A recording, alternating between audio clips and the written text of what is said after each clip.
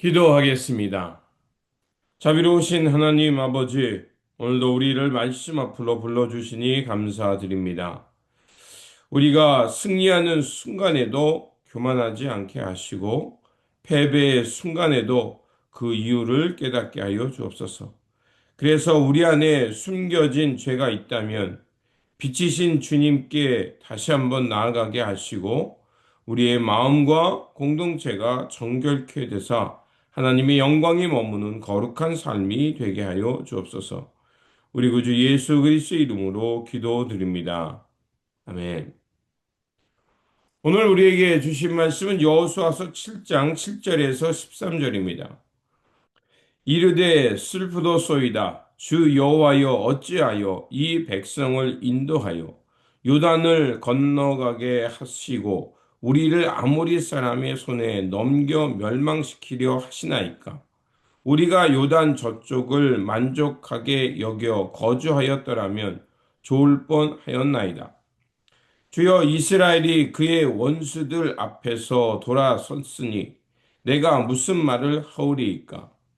가나안 사람과 이 땅의 모든 사람들이 듣고 우리를 둘러싸고 우리 이름을 세상에서 끊으리요. 주의 크신 이름을 위하여 어떻게 하시려 하나이까 하니 여호와께서 여호수아에게 이르시되 일어나라 어찌하여 이렇게 엎드렸느냐. 이스라엘이 범죄하여 내가 그들에게 명령한 나의 언약을 어겼으며 또한 그들이 온전히 바친 물건을 가져가고 도둑질하며 속이고 그것을 그들의 물건들 가운데 두었느니라. 그러므로 이스라엘 자손들이 그들의 원수 앞에 능히 맞서지 못하고 그 앞에서 돌아섰나니 이는 그들도 온전히 바친 것이 됨이라. 그 온전히 바친 물건을 너희 중에서 멸하지 아니하면 내가 다시는 너희와 함께 있지 아니하리라.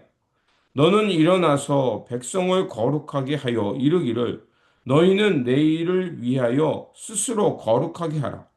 이스라엘의 하나님 여호와의 말씀에 이스라엘아 너희 가운데서 온전히 바친 물건이 있나니 너희가 그 온전히 바친 물건을 너희 가운데서 제거하기까지는 내 원수들 앞에 능히 맞서지 못하리라. 아멘. 오늘 본 말씀은 아간의 범죄로 인해서 아이성 전투에서 패배하는 말씀입니다. 이스라엘은 여리고 성이 무너지는 놀라운 승리를 경험했습니다. 온전히 하나님의 능력 가운데 여리고 성이 파괴되었던 것입니다. 그리고 곧 이어서 작은 성인 아이성 전투에 나아가게 됩니다.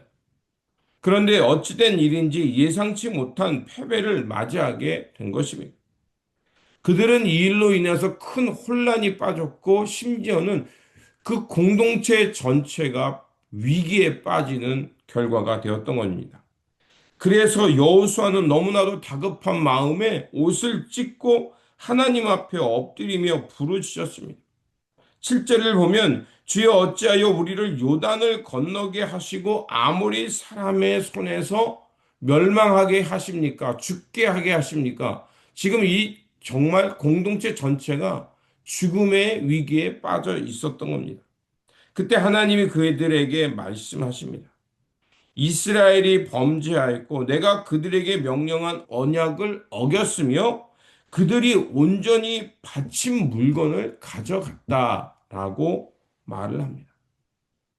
그들이 작은 성 아이성에서 패배했던 원인은 한 사람의 탐욕과 불순종으로 인해서 공동체 전체가 그 위기 가운데 빠졌던 겁니다.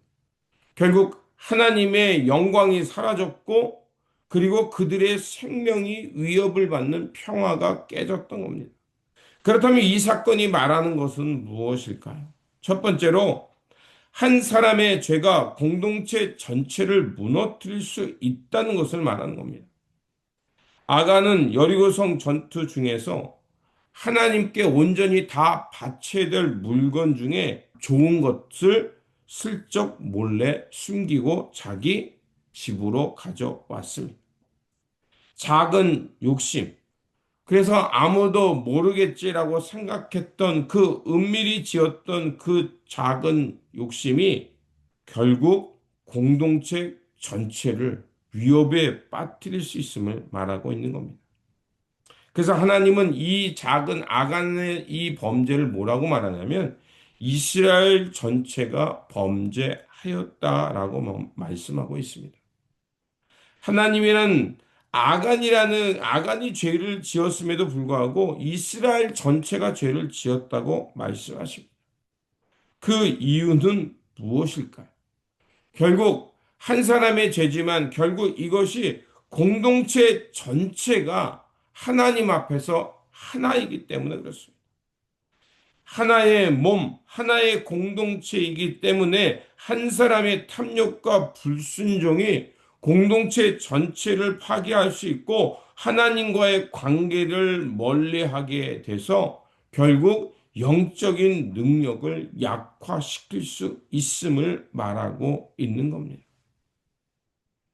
오늘 우리가 이뤄가는 공동체도 같습니다. 우리가 한 사람 한 사람이 하나님 앞에 온전히 서야지 나는 괜찮겠지. 한 사람은 소해도 괜찮겠지라는 그 분열, 무관심, 혹은 한 사람의 잘못된 불신앙과 탐욕은 결국 공동체가 하나님 앞에서 건강하게 서는 데 있어서 문제를 가져올 수 있다는 겁니다. 둘째로, 이러한 문제를 숨기고 죄를 숨기면 패배하지만 그 문제를 하나님 앞에 온전히 드리고 하나님 앞에서 해결하는 방식으로 나아가면 회복이 온다는 겁니다. 하나님은 여호수아에게 말씀하십니다. 10절에 보면 이스라엘아 일어나라 왜 이렇게 엎드려 있느냐라고 말씀하고 있습니다. 그러면서 13절에 보면 너희는 일어나 하나님의 거룩한 백성으로 다시 일어서라는 겁니다. 하나님은 탐심, 죄를 징계하는 것 끝나는 것이 아니라 돌이켜 회개하기를 원하시는 겁니다. 이 죄를 숨기고 있다면 패배가 지속되지만 하나님께 돌아와 그 문제를 드리고 회개하면 하나님은 그들을 다시 일으켜 세워 주신다는 것입니다. 그렇게 하나님은 오늘 말씀을 통해서 우리 패배를 통해서도 말씀하신다는 겁니다. 하나님은 우리를 정죄하기보다는 그 죄를 깨닫고 돌이켜 회개하여 다시 하나님의 공동체로 서기를 원하신다는 것입니다. 우리가 삶을 살다가 넘어질 때도 있습니다. 그때 중요한 것은 숨기고 부정하는 것이 아니라 그것을 통해서 하나님이 말씀하는 것이 무엇인지를 깨닫고 돌아서는 것입니다. 회개하면 심판으로 끝나는 것이 아니라 회복의 시작이 되는 것입니다. 그래서 요한일서 9장은 이렇게 말합니다. 우리가 우리의 죄를 자백하면 하나님은 미쁘시고 의로우사 우리의 죄를 사하여시며 우리를 깨끗하게 하신다라고 말을 하고 있습니다. 오늘 본문에 말하는 것은 거룩한 그리스도의 공동체, 하나님의 공동체를 회복하라는 것입니다. 하나님은 실패를 통해 깨닫게 하시고 회개를 통해서 공동체가 다시 거룩하게 서기를 원하시는 것입니다.